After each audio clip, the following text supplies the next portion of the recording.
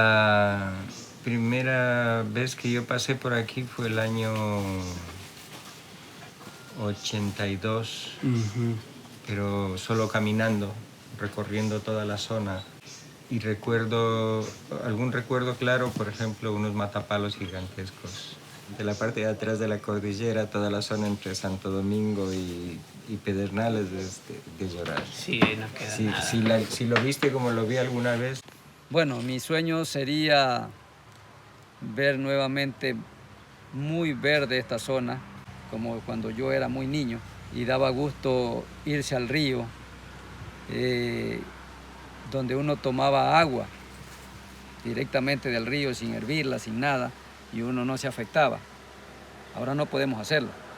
Hay gente que tiene, digamos, potreros abandonados, que tiene áreas donde ya no pueden sacar ningún rendimiento de ellas y obviamente estarían súper interesados en que se pudiera recuperar esa zona y pudieran sacar algún beneficio, ¿no? Pero pasar de un potrero que está abandonado a un cultivo de agroforestería lleva un tiempo, ¿no? Tienes que ponerle unos tratamientos, digamos, al suelo, unas primeras plantas que mejoren el suelo para luego meter las plantas que son tu objeto de cultivo, ¿no? Nosotros no tiene ningún químico, aquí lo que hay es puras naturales le ponemos, lo que tenemos la fruta. Aquí no le ponemos químico, no que lo natural nomás. Mire cómo está el suelo, está lleno del abono orgánico.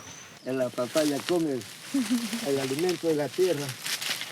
Es que la tierra nos alimenta a nosotros y nosotros alimentamos la tierra. ¿Sí o no? Diga.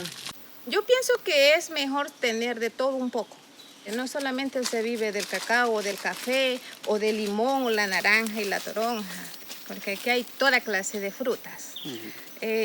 Yo diría que mejor tener variados de todo un poco, no solamente de una sola cosa. Porque teniendo de todo un poco, tú vendes una cosa, si no te sale una, te sale la otra, pero te sale. Existe mucho desconocimiento sobre la nutrición de los animales. Entonces, muchos ganaderos piensan que para que el ganado tenga resultados solamente tiene que haber gramíneas en el pasto. Dentro de este aspecto pues, que usted menciona, la agroforestería, escogiendo los árboles puede haber un porcentaje muy alto de proteína que alimente al animal. Los árboles que con sus hojas bajeras puede alimentar a los animales tiene un contenido de proteína que se acerca al 25 al 28%. La principal razón, digamos, de la investigación acá es asegurar que el bosque se mantiene, ¿no? y está protegido, ¿no? Al final somos una organización de conservación, ¿no? Entonces necesitamos que nuestras acciones tengan un beneficio en el medio ambiente. Pero también creemos que no hay conservación en el largo plazo si no es la propia comunidad la que se involucra.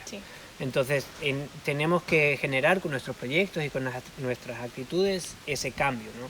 Que consigamos beneficios para el medio ambiente al tiempo que mejoramos o ayudamos o damos las herramientas a esos propietarios para que mejoren su calidad de vida.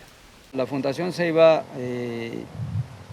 durante el tiempo que ha estado acá, y nos ha hecho ver muchas cosas en ese sentido, de que si no protegemos el ambiente no vamos a ser sustentables en el tiempo, que eso es lo que deberíamos avisorar o deberíamos haber hecho hace tiempo, pero lamentablemente no teníamos quien nos diera ese conocimiento de poder proteger esto.